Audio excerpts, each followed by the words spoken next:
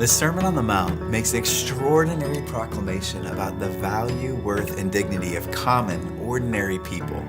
In verses 13 and 14 of chapter 5, we see Jesus say, "You are the salt of the earth." And in verse 14, he says, "You are the light of the world."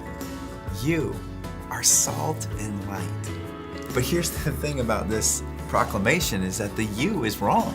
I mean, the privileged people are supposed to bring out the flavors and colors of the world, and that's kind of the world that Jesus lived in. It's the world that we live in too. We think the way in which things are highlighted or the way in which things become beautiful are a product of the people that have the privilege, they have the positions, they have the power, and we kind of elevate celebrities and say, look at these people, look at who they are, and we try to put them forward, even just thinking about how our culture is marketed around the world. I mean, it's like the best of the athletes or the most famous of actors and actresses. It's the most beautiful of models. It's the richest of Wall Street. It's the people of privilege. They're the ones that show the best of life.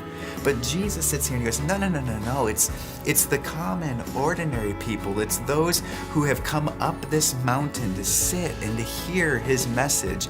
This is where the beauty truly lies. Beauty is not what we've been marketed. Beauty is not what we've been sold. Beauty is not what we've been consuming. Beauty is the mosaic of the ordinary. It's the flavors and colors of the commoners. Eugene Peterson, in the Message translation of these verses, he says that we are to bring out the flavors and the colors of the world. That there's something about common, ordinary, normal people like you and me. It's those of us who have come to Christ over the course of centuries. It's those of us who have heard this sermon across continents. God has been drawing out the flavors and the colors of life using the least likely of people. I mean, this is a bold identity statement. If we really wrapped our minds around this, if we really believed what Jesus was saying about us in the midst of this message, we would see you and I, we are salt and light. We bring forth the flavors and colors of beauty into the world. This should flip our world upside down in the most beautiful way.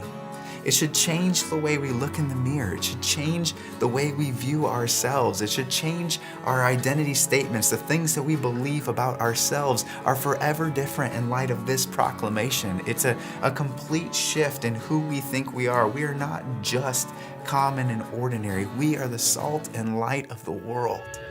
It doesn't only change the way we view ourselves, it should also change the way we look at others. If I am salt and light and you are salt and light, the way we look at other people will completely and dramatically change. It doesn't just change the way we look in the mirror, it changes the way we look out the window.